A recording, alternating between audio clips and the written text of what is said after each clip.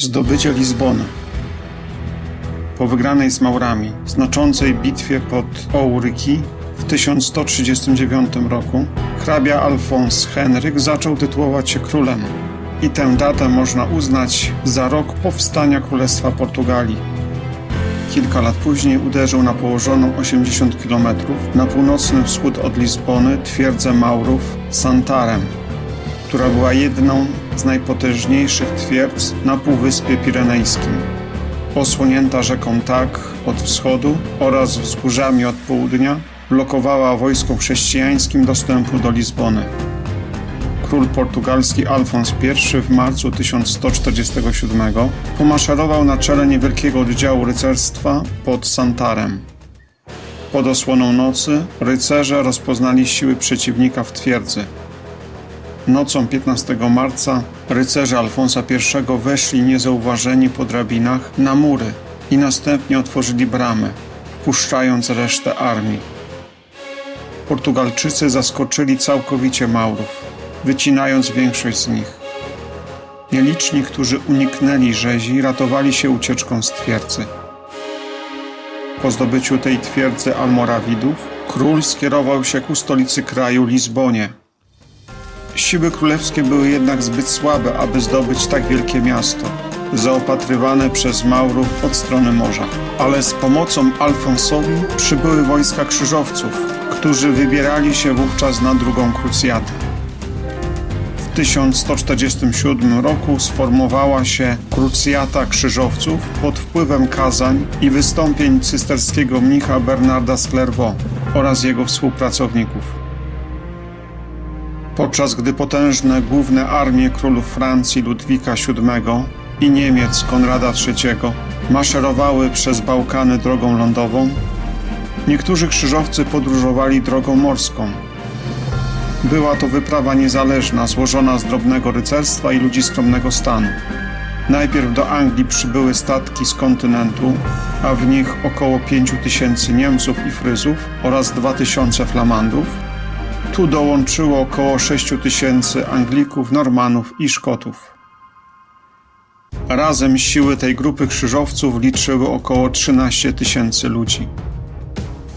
19 maja flota opuściła angielski port w Dartmouth i kierując się na południe ku Półwyspowi Iberyjskiemu wyruszyła do Palestyny. W czerwcu krzyżowcy dotarli ze 164 statkami do ujścia iberyjskiej rzeki Duero, skąd planowali zorganizować krótką pielgrzymkę do grobu świętego Jakuba w Santiago de Compostela przed wyruszeniem w dalszy rejs. Jednak krzyżowcy zostali zatrzymani na wybrzeżu przez wysłanników króla Portugalii Alfonsa I.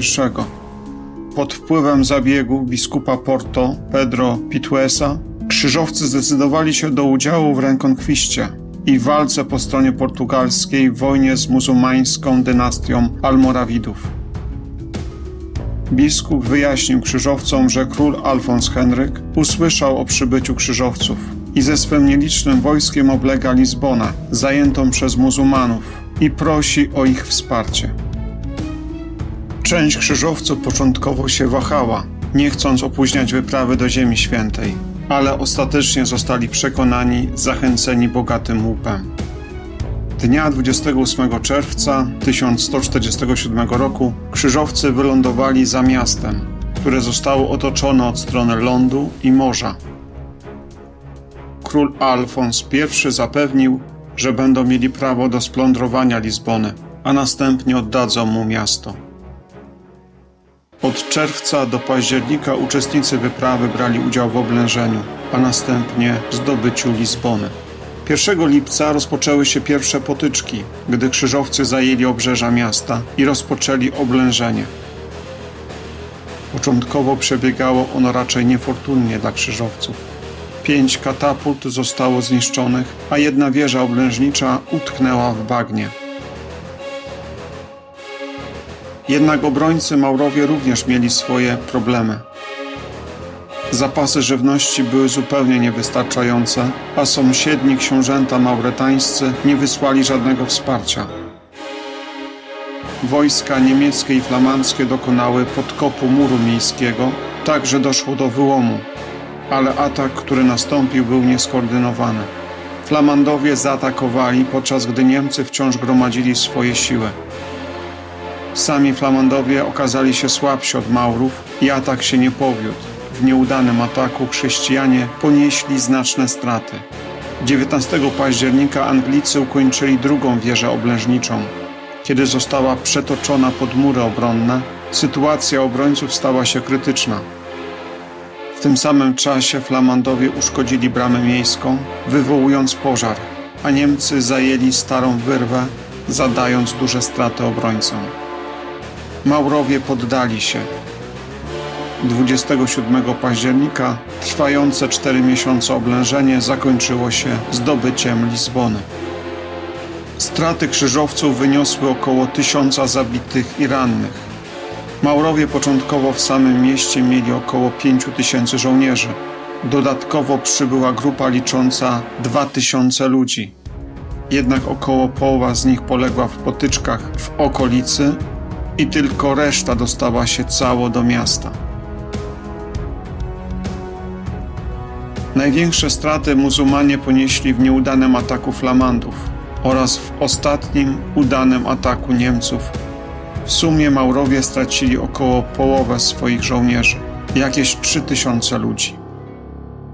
Po zajęciu Lizbony spełniły się nadzieje krzyżowców na bogaty łup.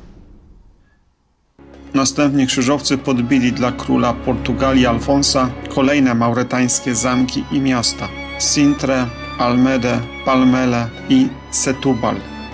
Większa część członków armii krzyżowców zrezygnowała z dalszej podróży na wschód, uznając udział w rekonkwiście za wypełnienie swoich ślubów krzyżowca. Część z nich pozostała i osiedliła się na terenie Portugalii, otrzymując od jej króla dobra ziemskie. Anglik o nazwisku Gilbert z Hastings został mianowany nowym biskupem Lizbony. Inna część krzyżowców przeczekała tylko zimę i kontynuowała wyprawę do Ziemi Świętej. Oddział ten zasilił później drugą wyprawę krzyżową i wojska Królestwa Jerozolimskiego. Jednak tamto przedsięwzięcie na Bliskim Wschodzie zakończyło się niepowodzeniem, a podbój Lizbony stał się jednym z nielicznych sukcesów drugiej krucjaty. Następcy króla Alfonsa Henryka Zdobywcy kontynuowali podbój Portugalii z rąk Maurów, który zakończył się w 1251 roku. 5 lat później Lizbona została nową stolicą Królestwa Portugalii. Zapraszamy do subskrypcji naszego historycznego kanału. Kliknij na czarną ikonkę Pro Patriat i subskrybuj. Dziękujemy i do zobaczenia.